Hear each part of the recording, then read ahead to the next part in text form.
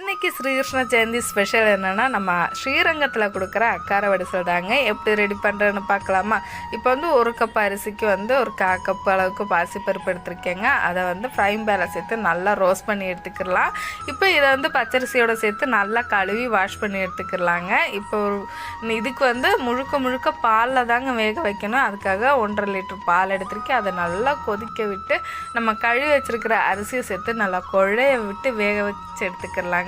இப்போ இதில் இனிப்புக்கு தகுந்த மாதிரி வெல்லத்தை காய்ச்சி ஊற்றி ஏலக்காய் தட்டி போட்டு ஒரு பிஞ்சு உப்பு சேர்த்து நல்லா கலந்து விட்டுக்கலாங்க. இப்போ இன்னொரு ஃப்ரைங் பேனில் நெய் சேர்த்து நம்ம முந்திரி பருப்பு கிஸ்மிஸ் எல்லாம் வறுத்து எடுத்து இதோட சேர்த்து ஒரு சின்ன கற்பூர சாஸ்திரத்துக்காக நம்ம இதில் ஊற்றி விட்டு கலந்து எடுத்தோன்னா நம்ம அக்கார வடிசல் ரெடிங்க. ட்ரை பண்ணி பாருங்கள், டேஸ்ட்டு சூப்பராக இருக்கும். நம்ம வீடியோஸ் பிடிச்சிருந்தா மறக்காமல் சப்ஸ்கிரைப் பண்ணிடுங்க. அந்த லைக் பட்டனை தட்டி விட மறந்துடாதீங்க. நம்ம வீடியோஸை ஷேர் பண்ணுங்கள்.